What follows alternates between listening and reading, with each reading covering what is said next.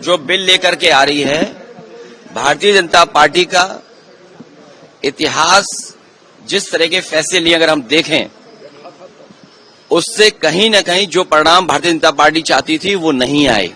Bharatiya Janata party का हर फैसला vote के लिए, अपने लोगों को खुश करने के लिए। ये वक्फ बिल के खिलाफ समाजवादी पार्टी है, पहले भी थी, आगे भी रहेगी। जिस तरह के संशोधन भारतीय जनता पार्टी कर रही है, वो पूरा कंट्रोल अपने पास चाहते हैं। जो एडमिनिस्ट्रेटिव पावर है वो पूरा का पूरा अपने पास रखना चाहते हैं। इस देश ने वो समय भी देखा है कि जिस समय एडमिनिस्ट्रेटिव गलत फैसले की वजह से भारत की जो संस्कृति रही, भाईचारा रहा, उसके खिलाफ खाई पैदा की है। और अगर हम इनका जो फैसले लिए अगर पलट करके देखें, एंग्लो इंडियन बिल जिसमें कि सदस्य एक बनता था, चुन करके आता, वो अपॉइंट होता था, वो बिल ले लिया वापस, वो आरक्षण छीन लिया। आरक्षण एंग्लो इंडियन का छीना, नोटबंदी से रुपया छीना, लेकिन भ्रष्टाचार बढ़ गया, रुपए आज भी निकल रहे हैं। जीएसटी कानून लाए, उधर व्यापारियों का सब कुछ छिन गया, दिन भर वो केवल जीएसटी का चक्कर काट रहे हैं। तो जीएसटी हो, नोटबंदी हो या अन्य फैसले हों, ये छीनने का काम करते हैं, लोगों का कुछ न कुछ छीनने का काम करते हैं। वक्फ के माध्यम से ये कहीं न कहीं संदेश ये देना चाहते हैं कि अपना वोट बैंक ठीक कर लें, क्योंकि नौकरी दी नहीं, रोजगार दिया नहीं, किसान की आय दोगुनी हुई नहीं, तो इनका वोटर भी इनसे नाराज है। देखिए, जिस वोटर को ये तुष्टीकरण कहते थे, हम लोग तुष्टीकरण कर रहे हैं, क्या ये तुष्टीकरण नहीं दे रहे हैं, कर रहे हैं किट बांट करके। अभी ईद पर जो किट दी है, क्या ये तुष्टीकरण में नहीं आएगा? क्योंकि इनको पता है इनका वोट खिसक गया है। अभी तक तो ये हिंदू भाइयों को गुमराह करते थे, अब इनकी कोशिश है कि मुसलमान भाइयों को भी गुमराह कर दें। सर, वो कह रहे हैं वक्फ पे विपक्ष गुमराह कर रहा है। सर कह रहे हैं कि वक्फ पे आप एंग्लो इंडियन इन्होंने छीना, क्या विपक्ष ने गुमराह किया? आपने आरक्षण छीना, जो यहाँ पर लोकसभा में चुन करके आते थे, असेंबली में अपॉइंट होते थे, तो वो छीना आपने।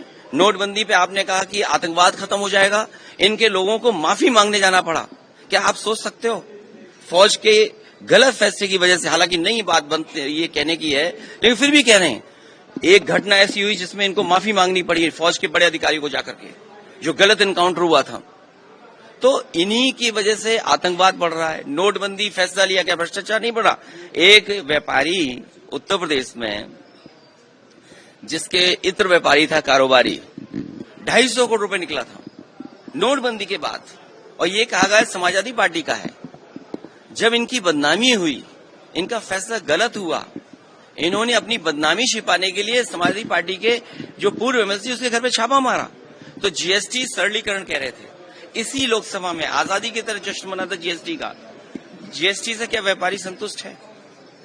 जीएसटी से करप्शन बढ़ा, महंगाई बढ़ी, और व्यापारी के सामने संकट पैदा हो गया।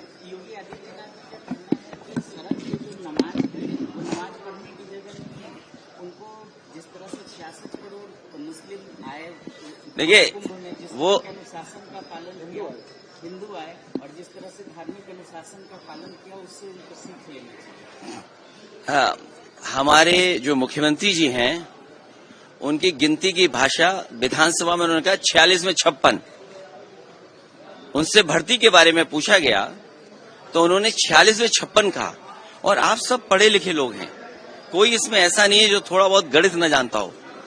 66 करोड़ लोगों का आना, मैंने मान लिया, स्वीकार कर लिया कि आए हैं, लेकिन क्या ये फिगर सही है? अगर 66 करोड़ लोग गिन सकते हैं ये लोग, तो बताओ जो 1000 हिंदू भाई श्रद्धालु खोए हैं, लगभग 1000 हिंदू भाई श्रद्धालु जो खोए हैं, उसकी गिनती, उसके नाम अभी तक सरकार नहीं बता पा रही है।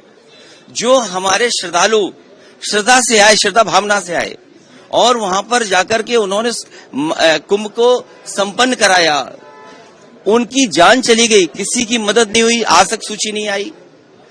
जो लोग एक्सीडेंट में आने जाने में जिनकी जान चली गई, उसके लिए क्या किया सरकार ने? जो हिंदू भाई 1000 खो गए, वो गिनती नहीं बता पा रहे हैं। जो मर गए उनका नाम नहीं बता पा रहे हैं, और 66 करोड़ गिन लिए। और तब जब इन्होंने कहा कि डिजिटल कुंभ है, ड्रोन कैमरे है, सीसीटीवी है, मैं तो दावा करता हूं, मैं कहता हूं आपसे भी, इसमें आप भी सहयोग और मदद करें कि जो सीसीटीवी पे आया होगा भगदड़, क्या सरकार ने जारी किया उसको? और फिर सरकार की जांच में कहा गया कि जो संगम नोज है, त्रिवेणी है, वहां पर घटना के समय पर कुछ हजार ही मोबाइल नेटवर्क में आए थे। अगर मैं उन्हीं का स्टेटमेंट कहना मान लूं तो 50,000 लोग, 1 लाख लोग। सोचिए, जो सरकार 100 करोड़ का इंतजाम कर रही थी, वो 1 लाख लोगों को सुविधा नहीं दे पाई, जिससे भगदड़ जान चली गई। जान जाने वालों का नाम नहीं बता पा रहे हैं। ये सब इसलिए हो रहा है क्योंकि इन्हें बेरोजगारी की फिगर नहीं देना है, इन्हें महंगाई के बारे में चर्चा नहीं करनी है। किसान की आय दोगुनी हो, ये मैंने नहीं कहा, ये बीजेपी ने कहा किसान की आय दोगुनी होगी। इन्होंने मूंगफली नहीं खरीदी, सरसों के तेल वाले को कोई लाभ नहीं पहुंचाया, विदेशी सरसों तेल खा रहे हैं सब लोग। तो ये जो तमाम नाकामी है उसको छिपाने के लिए करें। और आज ही एक सर्वे आया है, सर्वे जो आया है उसमें उत्तर प्रदेश आखिरी है। एक बहुत प्रतिष्ठित मैगजीन ने सर्वे किया है सभी स्टेट्स का, और उसमें सबसे आखिरी में कोई दिखाई दे रहा है तो वो हमारा उत्तर प्रदेश है। और देखिए, इतिहास वही पलटना चाहिए जिस इतिहास से भविष्य बनता हो, वरना इतिहास को इतिहास ही रहने देना चाहिए। और सोचिए, ये एक सड़क पे नमाज की बात नहीं है। मैंने अधिकारी से पूछा, आईपीएस अधिकारी थे, कि ये बताओ, ये मुझे क्यों नहीं जाने दे रहे हो ईद के कार्यक्रम में? उनके पास कोई जवाब नहीं था। मुझे खुद ये कभी परंपरा नहीं रही है कि किसी सरकार के मुख्यमंत्री, एक्स चीफ मिनिस्टर को रोका जाए। इन्होंने ईद में नहीं शामिल हो, हम लोगों को रोका गया और इश्यू बने, क्योंकि इन्हें सूट करता है ये चीज कि ये इश्यू बने। ये जो किट बांटी जा रही है, आप समझ लीजिए, किट इसलिए बांटी जा रही है क्योंकि हिंदू भाई जाग गए हैं, पीडीए परिवार जाग गया। रामजी सुमन जी का घर तोड़ दोगे? हिटलर ने जो ट्रूपर्स बनाए थे, ये वही ट्रूपर्स हैं करणी सेना बीजेपी के, ये बीजेपी के नेता हैं। अगर वीडियो वो देख लो, एक बीजेपी का नेता मुझे क्या गाली दे रहा है, मेरा डीएनए पूछ रहा है। अरे मेरा डीएनए पूछ रहे हो, तुम अपना डीएनए टेस्ट क्यों नहीं कराते हो? अपना डीएनए टेस्ट भी करा लो। और राम भुआन निषाद गांव में जा रहा था, एक सांसद, कोई सुरक्षा नहीं उसको दे रही है सरकार। ये सरकार जिस तरीके से हिटलर ने ट्रूपर्स बना करके पॉलिटिकल लोगों को सबक सिखाता था, उसी तरह ये करणी सेना भारतीय जनता पार्टी के ये हिटलर के ट्रूपर्स की तरह काम कर रहे हैं। वो सोचिए, मुख्यमंत्री हो, कई थाने में बुलडोजर लेकर के चले जाए, तो बुलडोजर चला कौन रहा है? क्या स्टीयरिंग इनके हाथ में नहीं है? अब क्या अखिलेश जी, योगी जी ने तो वक्फ बोर्ड का सवाल उठा के कहा है उन्होंने कभी किसी का वेलफेयर नहीं किया। और पूछ लीजिए, क्या मुस्लिम का भी कभी वेलफेयर किया है? वो किसका वेलफेयर कर रहे हैं? मुख्यमंत्री जी किसका वेलफेयर कर रहे हैं? जो अभी इंडिया टुडे का एक बहुत महत्वपूर्ण कोई डेटा आया है, उसमें यूपी आखिरी है।